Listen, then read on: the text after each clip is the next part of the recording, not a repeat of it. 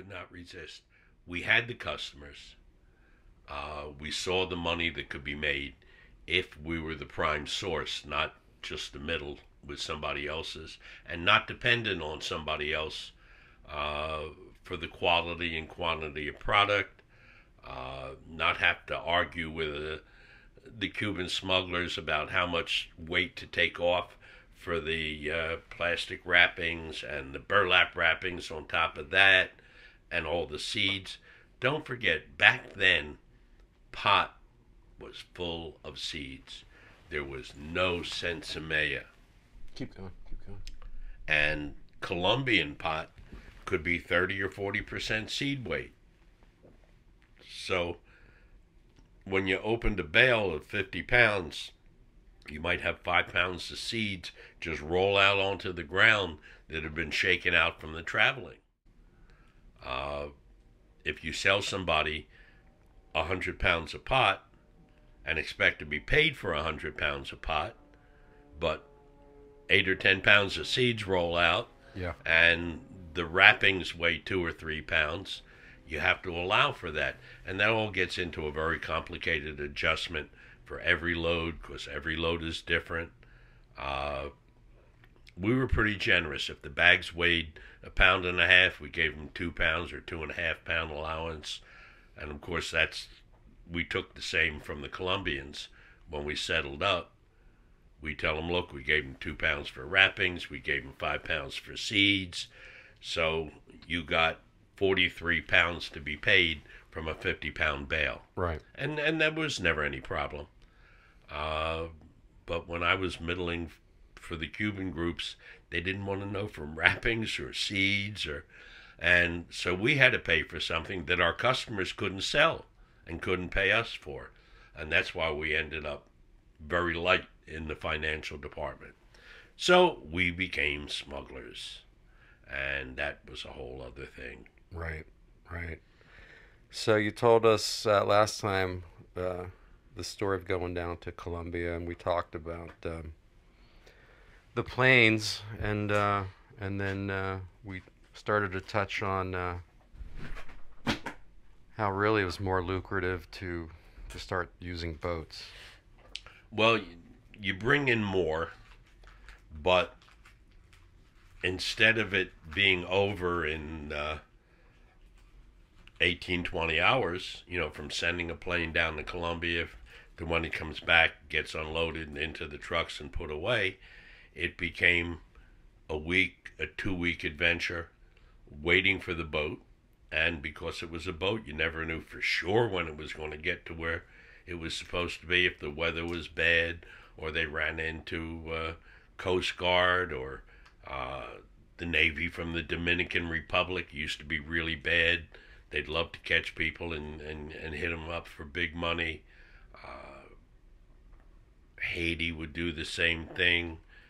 The Bahamians wanted their end, and they had the Bahamian Marines, which once chased us all over the Caribbean. So I guess it's a much bigger risk, but potentially bigger reward. Yeah. Back in those days, you could buy a DC-3 for, say, under $50,000, and there were lots of them around. Today, there are none around, and when you can find a decent one, they want like $1 million, $1.25 million. These are the same planes that the airlines in the Caribbean were dumping in the early 70s, early and mid 70s. An airline would put up 20, 30 DC-3s that they had used for the South American trade. And one time we bought one for, I think it was $15,000. They were all between 15 and 20 grand. And in theory, you were buying the engines as replacement engines, but you got the whole airplane.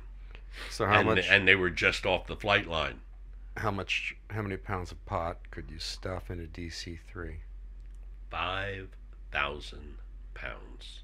That was the perfect load for a DC-3 that was coming from the coast of Colombia to Florida. Any place almost in Florida. It was a 12 to 1,300 mile trip, and in most DC-3s, you only had uh, a range of about 900 miles.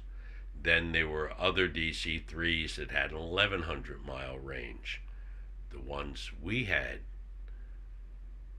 what they call Pan Am wings, and those wings held, I think, 1,400 gallons, and you used 100 gallons an hour, flying at 150 miles an hour.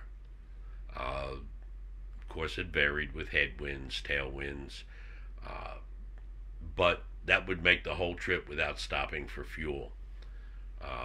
With lesser planes, we always had to stop in Haiti and get fueled up. When the fuel truck would come up, we'd hand the driver a couple $100 to keep his mouth shut, fill it up, and get us out of there. Because at that time, Haiti was really a mess. Nobody went to Haiti. No questions asked, huh? No questions asked. They were happy to Happy have for the the business. cash. Yep. A load of fuel might be $3,000, $4,000, $5,000, and they're supposed to report it, but a couple of $100, and it never happened. Yeah. Uh, but with boats, the boats back in those days cost a lot more than the airplanes. If I could buy a good airplane for 50 grand or less, the boats we used were a couple of $100,000. I mean, they were really gorgeous striker sports fishermen.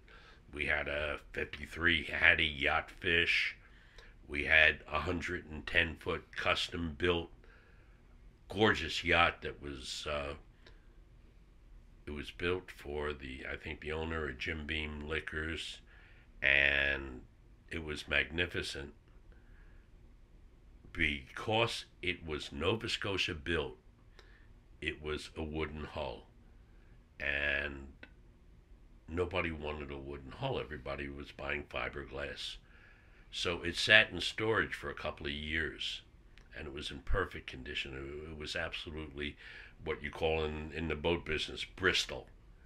It was Bristol maintained, and I don't remember what it cost, maybe 150, 200,000 bucks, but way more than an airplane.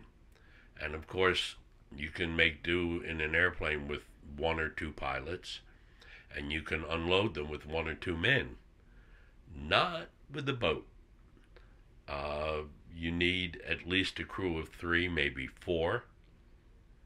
One should be an engineer in case something breaks down, and it always seems to happen. And with the boat, you need a lot of redundant equipment. All your radios, you need a second or third radio. You need a second or third radar in case one goes. You need all of those things, and they're critical because whatever can go wrong absolutely will every single time. It was just the most amazing thing in the pot business that it just everything that could go south went south. So we had doubles and triples of everything.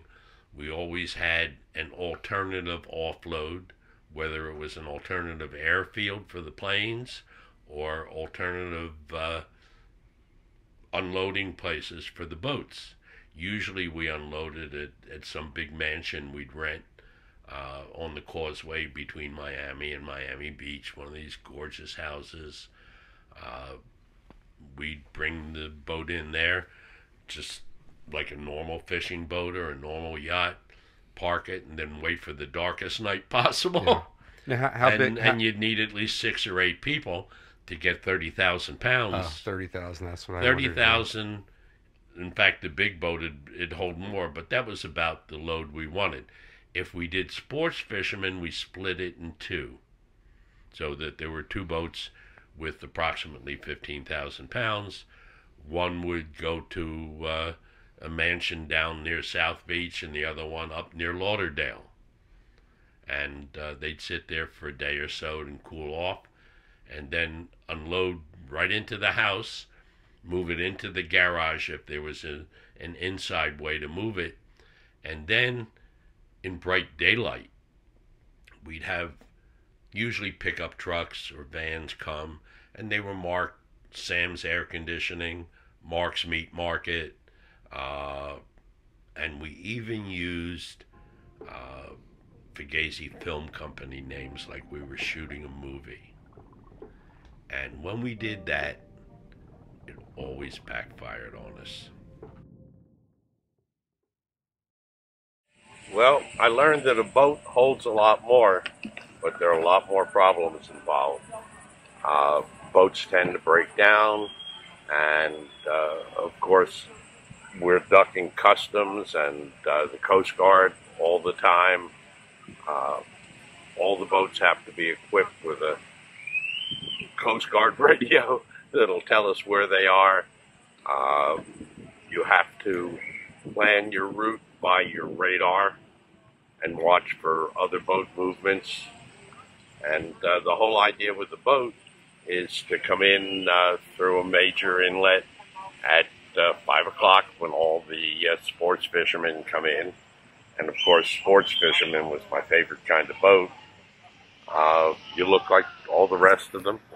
Pull up to a beautiful mansion on the causeway, wait till it gets dark, and take that load off. With an airplane, you're in and out, and it's over in less than 12 hours. It's just a matter of finding a deserted landing field and putting your crew there at the right time. With the airplanes, we always had an alternate field. Believe it or not, half of the time, the fields we had planned to use, other people were using it. Sometimes it was a lineup to use these deserted airfields with other smuggling groups.